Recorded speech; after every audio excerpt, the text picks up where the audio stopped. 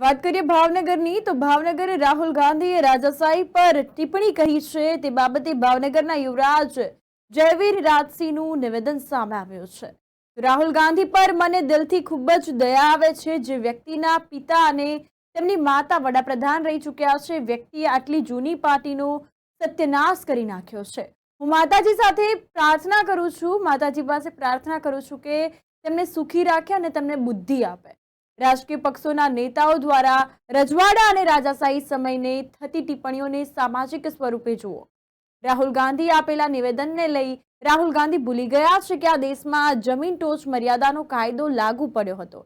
એ રાહુલ ગાંધીના દાદી ઇન્દિરા ગાંધી લાવ્યા હતા અને એ સમયમાં લાખો રજવાડાઓની જમીન જતી રહી હતી। તે લોકોનો શું વાંક હતો? અનેક સવાલો ઊભા થાય છે। ત્યારે રાજપૂત સમાજના લોકોને જો એવું લાગતું હોય કે આપણા રજવાડાઓ અને માન સન્માન પર પ્રહાર થતો હોય તો અન્ય કોઈ વિકલ્પ છે કે કેમ?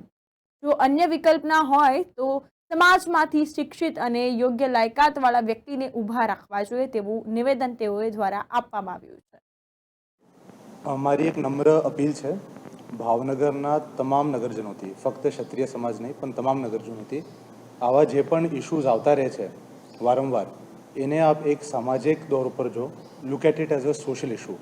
અને ખાસ કરીને ચૂંટણીનો માહોલ છે, લોકસભાની ચૂંટણી થવાની છે, આપ એ ધ્યાન રાખજો કે ચૂંટણી જ્યારે થવાની હોય અને આપ આપના મત આપશો, આપનું મત એક કિંમતી મત છે। અને જ્યારે દેશની લોકતંત્ર લોકશાહી ભાવનગરથી શરૂ થઈ છે તો આપણને ધ્યાન રાખવું જોઈએ કે આપણે રોજગારના મુદ્દા ધ્યાનમાં રાખવા જોઈએ, શિક્ષણના, આરોગ્ય, હેલ્થ સિચ્યુએશનની, આરોગ્ય પરિસ્થિતિની, આ મુદ્દાઓ પર આપનું મત આપજો। આવા જે અન્ય મુદ્દા બનાવવામાં આવે છે એ એક સામાજિક મુદ્દો છે। હવે વાત ડાયરેક્ટલી હું કરું, જે ભાઈએ આ ભાષણમાં આપ્યું છે રાહુલ ગાંધીએ, લગભગ એ ક્યાં ભૂલી ગયા છે કે આ દેશમાં ટોચ મર્યાદા, અર્બન લેન્ડ સીલિંગ એક્ટ એમના દાદી લાવ્યા હતા, જ્યારે હજારો લાખો રાજપૂત પરિવાર એમની જમીન વહી ગઈ હતી। એમનું શું વાંક હતું એમાં? અને જો ઘણીવાર આપણે આવી વાત કરતા હોઈએ છીએ અને ખાસ અત્યારે ધ્યાન રાખવું જોઈએ કે આ વાત અમે એક સામાજિક દોર ઉપર વાત કરીએ અને રાજપૂત સમાજને આમાં જાગવું જોઈએ અને ખ્યાલ આવવું જોઈએ કે અગર આપને લાગે છે કે કોઈ નેતા અથવા કોઈ પક્ષ આપના ઇતિહાસથી ખિલવાડ કરે છે અથવા આપનું માન સન્માન નથી રાખતું, તો આપને જોવું પડે કે આપને પાસે ઓલ્ટરનેટિવ ચોઇસ છે કે નહીં। અને જો આપને લાગે કે બીજા કોઈ એવા વ્યક્તિ નથી જે આપના મતના લાયક છે, તો સમાજમાંથી એવા કોઈ વ્યક્તિને ઊભો કરો જેનો અનુભવ હોય, જેની શૈક્ષણિક ક્વોલિટી સારી હોય। મારું કહેવાનું એટલું જ છે। અને ફરીવાર જે વ્યક્તિએ વાત કરી છે, એકચ્યુઅલી મને દિલથી હું વાત કરું તો મને એ બિચારા ઉપર બહુ દયા આવે, કારણ કે આપ પોતે વિચારો મારા મિત્રો કે જે વ્યક્તિના પિતાશ્રી પ્રધાનમંત્રી રહી ચૂક્યા છે, એમના દાદી પ્રધાનમંત્રી રહી ચૂક્યા છે, એ વ્યક્તિએ આજે એટલી જૂની પાર્ટીને સત્યનાશ કરી દીધું છે।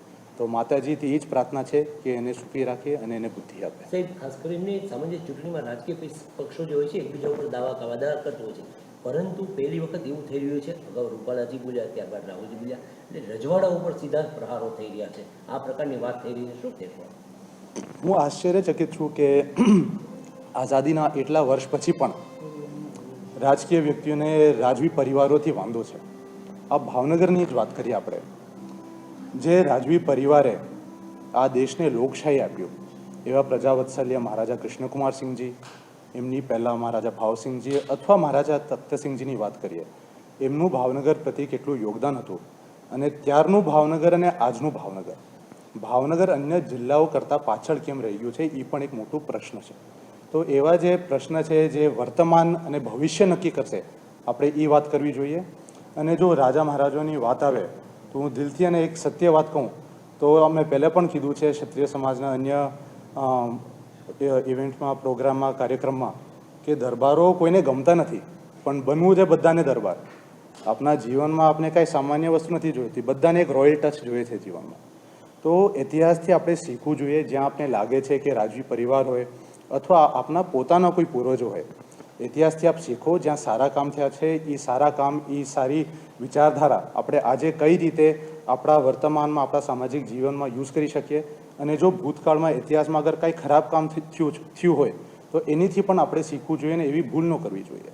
તો તમામ જેટલા પણ મંત્રીઓ છે અથવા ઉમેદવારો છે, એમનીથી હું એટલું જ કહેવા માગું છું કે યુવાનોથી આ ભવિષ્યની વાત કરો,